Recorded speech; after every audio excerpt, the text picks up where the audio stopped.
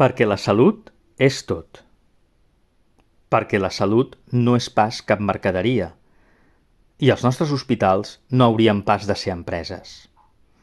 El proper 7 d'abril mobilitzem-nos a tot arreu. No estem sols. Digues no a la mercantilització de la nostra salut.